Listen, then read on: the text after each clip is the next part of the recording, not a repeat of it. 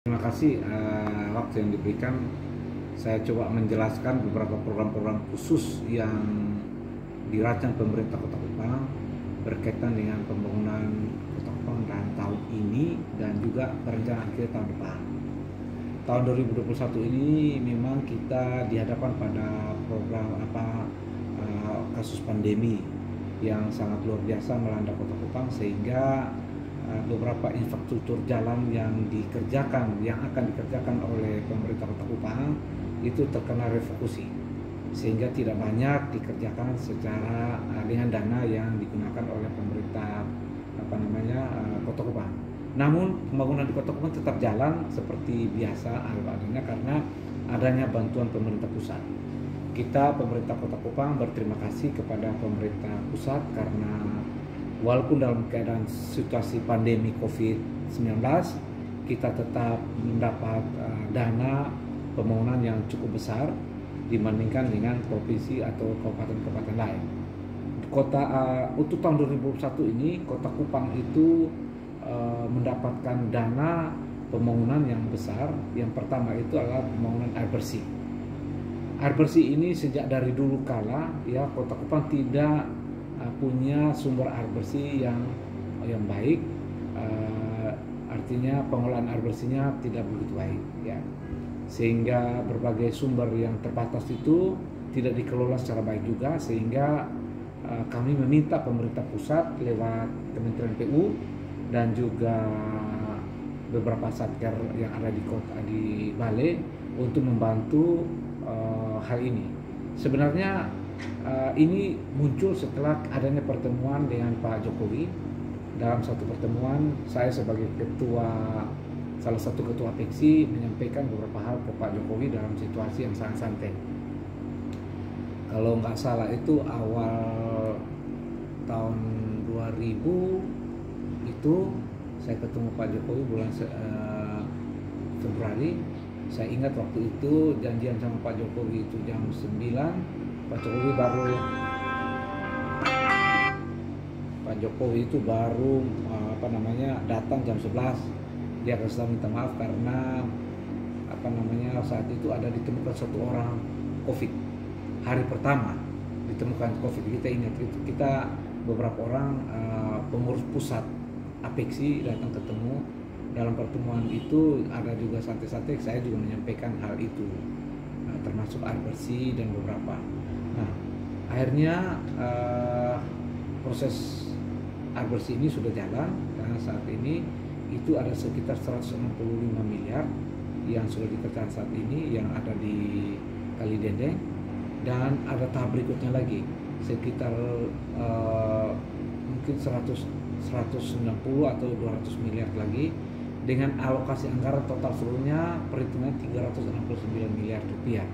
Itu yang hasil evaluasi dan perencanaan dari kementerian selama itu untuk kita kerjakan di Kota Kupang air bersih ini. Jadi air bersih ini ada dua tahap nanti. Tahap pertama ini nanti bagian barat ya, itu sekitar 150 liter per detik ya, yang akan mengaliri mulai dari air mata, Mantasi, terus sampai di alat sana. Kemudian juga ada sedikit di sini konten sampai dengan mungkin sampai Obah. Sedangkan proses berikutnya nanti bagian Pura dan sebagainya itu ada tahap berikutnya. Nah, yang penting tahap pertama ini sudah jalan. Walaupun banyak kendala, coba lihat ada pipa-pipa besar itu sesuatu yang tetap dikerjakan oleh pemerintah pusat walaupun dalam situasi pandemi yang luar biasa di kota ini. Jadi saya pikir ini sesuatu yang harus kita banggakan, bahwa proses ini tidak mudah dan tidak tiba-tiba, tapi melalui satu proses yang sangat luar biasa. Memang pada awalnya kita berpikir bahwa apakah benar sumber air itu begitu banyak. Ternyata mereka tim 3 bulan di sini untuk menganalisa sumber air itu ternyata mampu, dan itu hasil kajian yang sangat luar biasa. Jadi perlu dicatat bahwa setelah pertemuan dengan Pak Jokowi itu langsung follow up oleh kementerian, tidak pakai lama. Kementerian dalam 1 minggu dia udah datang ke Kota Kupang untuk mencek beberapa kebutuhan kita. sudah barang tentu juga kementerian ini dibantu oleh Pak Wakil Gubernur untuk juga mempercepat proses itu.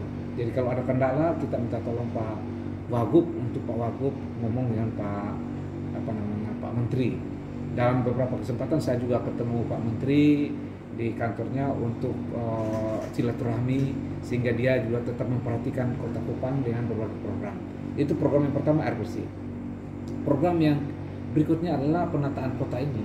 Penataan kota mulai dari depan Aston, depan LBK, dan juga di koridor 3. Total seluruhnya itu anggaran itu sekitar 110 miliar rupiah waktu itu, yang sesuai dengan diskusi kami dengan kementerian. Jadi setiap itu ada diskusi. Ternyata dilelang, dimenangkan oleh salah satu BUMN itu, kalau nggak salah hanya dengan angka 98 miliar. Jadi tiga lokasi ini angkanya 98 miliar rupiah yang disiapkan oleh pemerintah pusat. Tapi dalam situasi pandemi pun tetap dikerjakan. Dananya dana kementerian ya Pak? Dana dari kementerian. Itu semuanya dana kementerian. Yang kita bicara tadi dana kementerian. Jadi itu total seluruhnya itu 98 miliar yang dikerjakan tahun 2021. Dan itu mungkin karena situasi pandemi dan berbagai kendala, kemungkinan baru akan selesai Januari sedikit ya, tambah 50 hari. Tapi saya tanya sama Bali bilang tetap tinggal 1 Desember selesai. Tapi sekarang sudah tanggal 29, saya pikir masih ada perubahan-perubahan, sehingga mungkin ada penambahan sedikit sampai dengan Februari. Tapi yang jelas proses-proses itu bukan terkendala karena mereka, memang terkendala dari kita, dari pemerintah Kota Kupang. Karena saya sendiri untuk mengambil keputusan penentuan patung di LBK itu sangat rumit, dan hadapi berbagai masukan dari pemerintah. Kita sudah FGD dengan masyarakat itu 8 kali, 9 kali, tapi hari-hari terakhir juga datang orang-orang yang tidak ingin ada pemasangan patung di sana. Tapi berbagai pertimbangan kita tetap ambil keputusan untuk menaruh satu patung yang melambangkan, yang menggambarkan kebanggaan kita terhadap saudara-saudara kita orang Helong yang ada di Kota Kupang ini. Sehingga kebanggaan orang Helong itu kita apresiasikan dengan salah satu patung orang Helong atau Raja Helong yang ada di situ, di LBK situ. Itu kemudian yang di depan Aston ini juga waktu itu sedikit kendala terhadap desainnya. Jadi sebenarnya kementerian itu cukup cepat juga memfollow up, tapi desain yang kami setujui itu lewat beberapa proses, termasuk juga atap-atap yang kita siapkan, seperti atap-atap yang dengan kebanggaan situasi lokal gitu, program rumah-rumah lokal disesuaikan begitu ya. Kebetulan juga seperti rumah-rumah yang ada di istilah tempat-tempat lopo-lopo yang ada itu, lokasi tempat-tempat bentuk atap-atapnya sama seperti bentuk atap daerah-daerah ya, yang ada dari Sabu ya, bukan karena kita wali kotanya dari Sabu, tapi itu desain khusus yang disesuaikan dengan muatan lokal yang ada di NTT SIM, khususnya di Kota Kupang. Nah itu sekarang dalam proses, semuanya diharapkan bulan Februari paling lambat sudah selesai. Itu beberapa program. Kemudian ada program lain yang dibantu oleh pemerintah pusat, tetap TPA kita.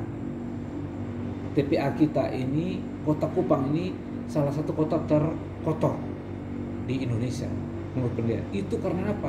Karena memang TPA kita itu belum sanitary landfill, masih open dumping.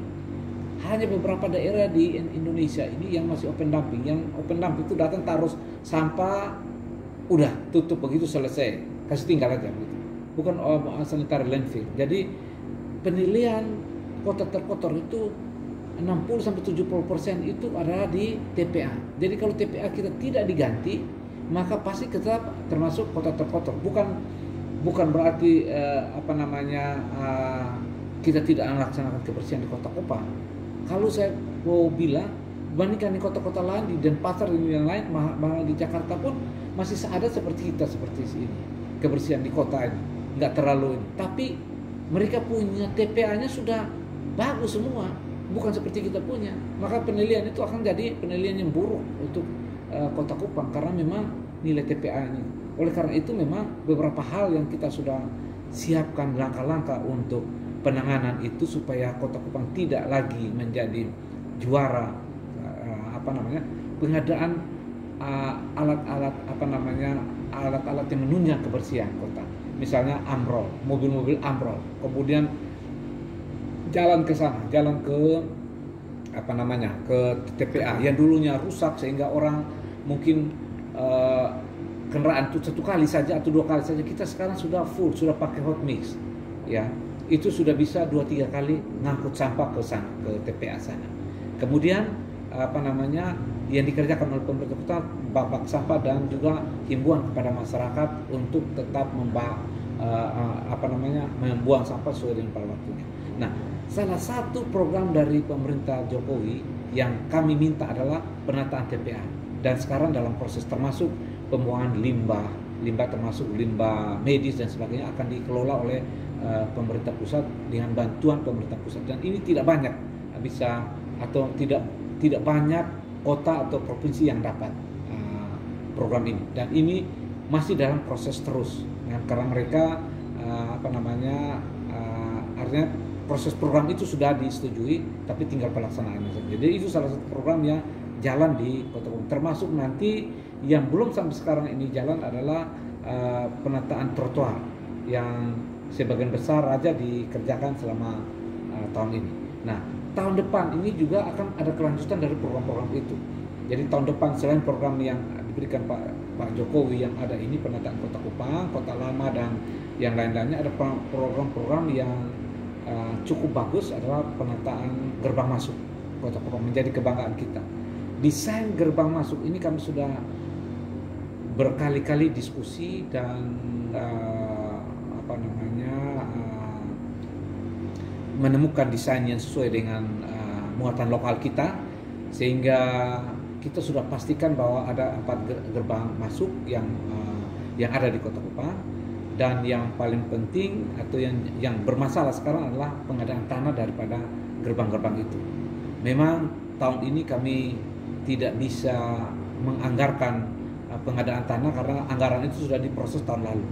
Baru tahun ini kita setujui, kita usul untuk pengadaan tanah untuk gerbang-gerbang masuk Kota Kupang. Dan kami secara pribadi sudah mendekati, kami datang langsung ke rumah-rumah orang-orang yang punya tanah itu. Kami datang sebagai courtesy tata cara sopan santun untuk minta tanah mereka. Dalam situasi bagaimana kita sangat butuh. Oleh karena itu wali kota harus turun langsung ke rumah-rumah mereka untuk memastikan mereka menyetujui untuk memberikan tanah itu kepada pemerintah Kota Kupang dengan tetap mengikuti aturan-aturan appraisal. Appraisal berapa yang kita setujui baru kita tawarkan kepada mereka. Yang jelas mereka diminta untuk melepas dulu tanah itu, sehingga dari 4 gerbang ini semuanya sudah setuju untuk memberikan tanah mereka untuk kita. Desain itu sudah selesai semua, sehingga mungkin tahun depan ini mereka sudah mulai lelang.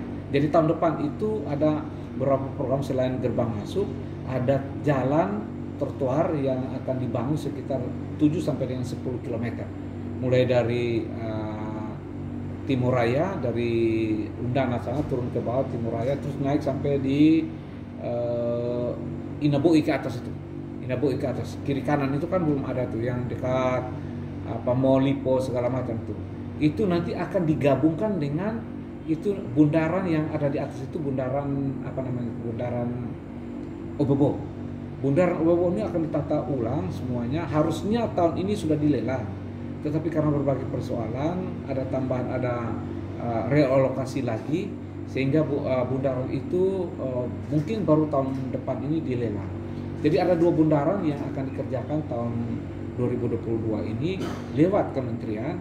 Yang pertama itu bundaran gubernuran, dan kita rubah total seluruhnya itu karena itu tidak simetris.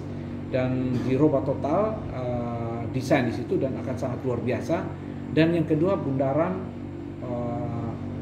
kirap remaja, bundaran Obobo itu juga desainnya cukup lama karena kami minta itu di situ didesain satu tema hutan lontar. Jadi di situ nanti akan ditanam ya pohon-pohon lontar dengan desain unik, desain batu-batu alam yang kita nggak mau tahu mereka ambil dari mana. Harus ada batu-batu alam kesehatan dan pohon-pohon lontar yang bertebaran di semua lokasi itu, sehingga menggambarkan kota ini ya salah satu kota yang tetap mengakomodir mengakomodir berbagai muatan lokal, termasuk pohon-pohon lokal lontar kita. Ya. Nah, seperti CP kita sudah akomodir di koridor 3, nanti akan dipenuhi dengan CP di situ. Nah, kalau tahun depan ini selesai dilelang, maka kota ini akan menjadi satu kota yang cukup besar, cukup bagus. Jadi itu program-program kita yang kita kerjakan tahun ini dan tahun depan ini. Nah, berkaitan dengan program lain bukan infrastruktur, ada program-program yang tetap kita jalankan seperti program beasiswa kepada anak-anak kita, ya itu kita siapkan sekitar 1000-an orang untuk mahasiswa kita yang ada di Kota Kupang. Kemudian ada program juga baju seragam yang terus kita kerjakan, tapi juga ada bantuan ke nelayan, juga ada program-program lain seperti juga BPJS, ya program-program kesehatan yang lain yang kita kerjakan kepada masyarakat. Jadi banyak sekali program yang kita tumbuh ke masyarakat, termasuk juga program bedah rumah. Tahun ini kita laksanakan bedah rumah sampai saya nggak tahu mungkin totalnya 100-an rumah, tapi tahun depan itu kita akan ada bedah rumah yang cukup banyak, sekitar 249 rumah bantuan pemerintah pusat dengan sistem hampir sama seperti bedah rumah yang ada di sini. Kita istilahnya dana sharing, dari dana dari pemerintah pusat itu sekian juta, kita tambah 31, jadi sekitar 51 juta semuanya. Tapi bentuk prosesnya sama seperti sekarang, kita bangun baru semuanya. Ada 249 rumah, tapi 249 rumah itu dikunci oleh pemerintah pusat, hanya ada 8 kelurahan saja.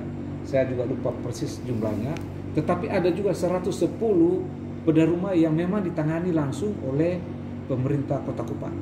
Ya, itu jadi pemerintah Kupang ini dananya terbagi, dana sharing untuk 249 rumah, sampai ada dana sendiri untuk 110 rumah. Nah, 110 rumah ini kita alokasikan di luar dari 8 kelurahan itu. Ya, seperti